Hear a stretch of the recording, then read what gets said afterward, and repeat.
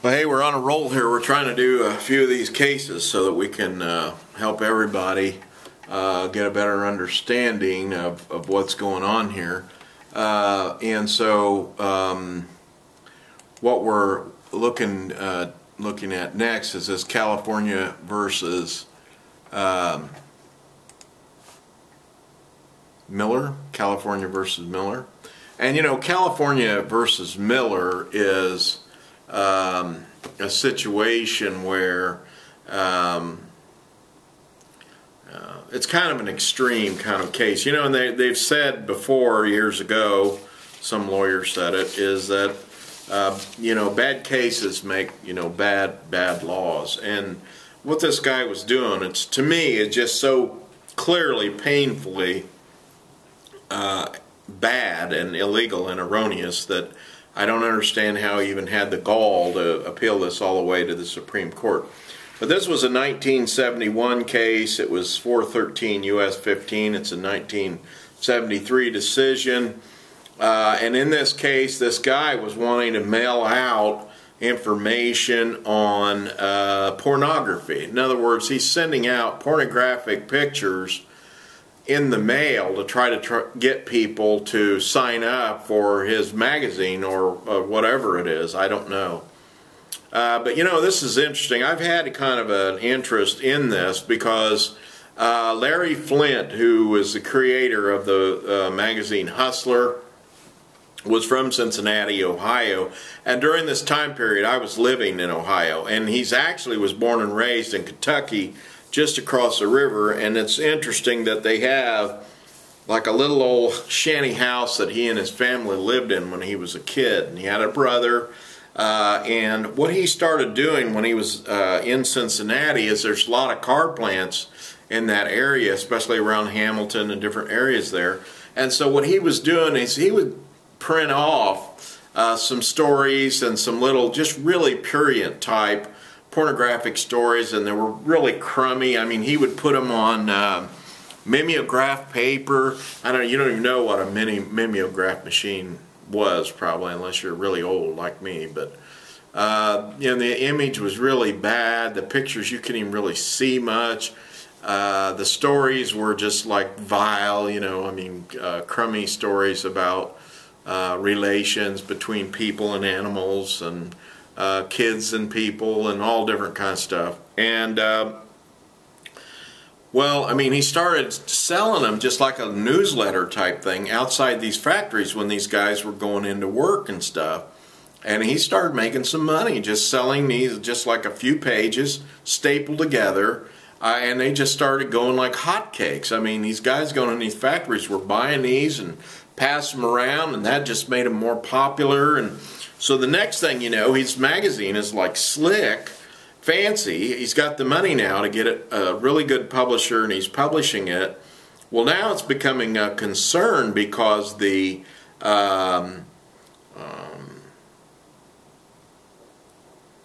local judiciary and the prosecutor and some of these different people were really concerned about it. But I mean, here again, look at the difference between Larry Flynt and Miller versus California. Okay, Miller is just blindly sending out nude pictures inside of an envelope to people. You know, how about buying my nudie magazine?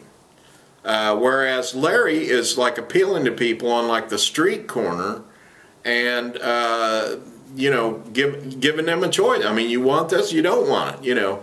And so the person ultimately has a choice. And you know, this goes back to that simple comment that my mother made when I was a very young man, and you guys all should have this memorized by now. But my mother told me a long time ago, my rights end where my sister's rights began, okay, which is at the end of my nose is where my rights end. And so basically, I used to fight with my little sister all the time. I mean, it was just constantly. She was always bugging me, and you know, it was just it's a historic story in my family. But anyway, she was just trying to get across to me that you know, I just, you know, the world does not revolve around Robbie Dawalt, is what she's trying to say. In other words, it's not my world, and my sister's living in it. We both have to coexist and this type of thing. So it's the same thing. It's like loud music. It's like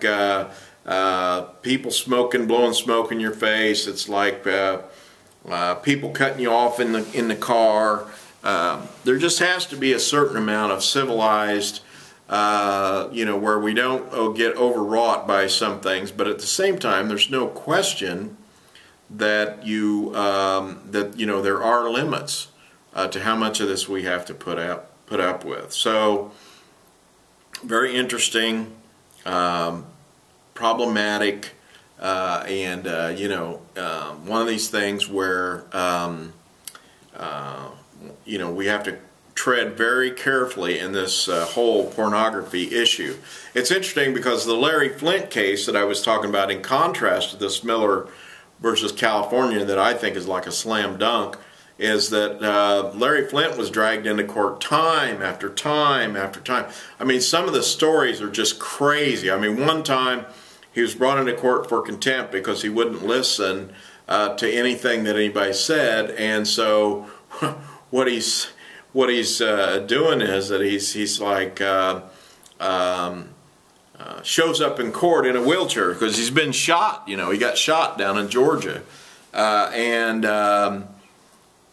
so he comes walking in. Well, he couldn't walk. I'm sorry, I goofed that up. He actually was in a wheelchair, but he was wearing the flag for a diaper. I mean, that's how bad, that it was.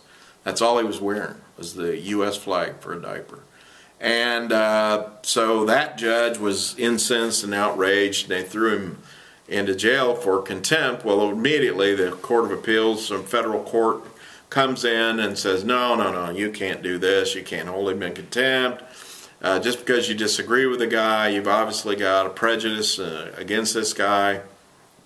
And so, it's just amazing. I mean, and yet, his magazines are some of the most provocative porn magazines that are ever discussed in this literature about, the First Amendment right to is some kind of prurient magazine or something like that. But I think the whole point of it, again, is the freedom of choice by consenting adults.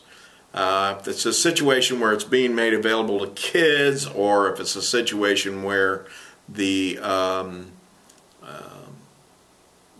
person has no say. I don't even want to look at this. Okay, so but if someone's like putting it in your face, then that's a different story. I mean, you can turn the TV off if you don't want to watch some of these racy shows that are on there. So that's how it should be. You should be able to turn off anything that someone tries to present to you, and by just saying no, thank you.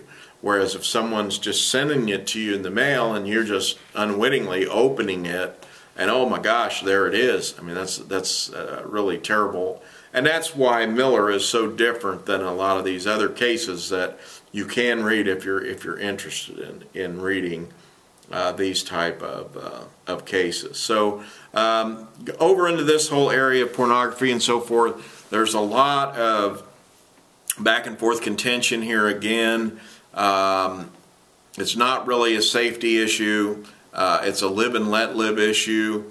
But just how much of this do we have to stop for the safety of children and this type thing? So as to adults, it's not so much a safety issue, but as to children, it is a safety issue.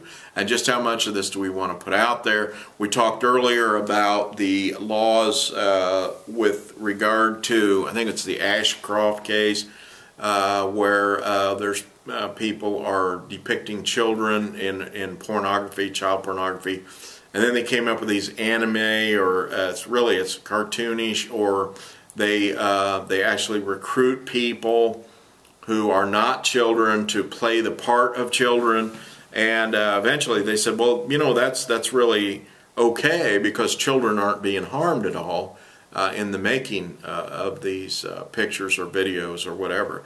So, I mean, it's just a really narrow road that you walk on with this. I mean, that you've got to be very, very careful on this. So, just my thoughts on it. You're free to comment and say whatever you want to say in the forums that that will follow. So that's basically it for me on Miller and on pornography.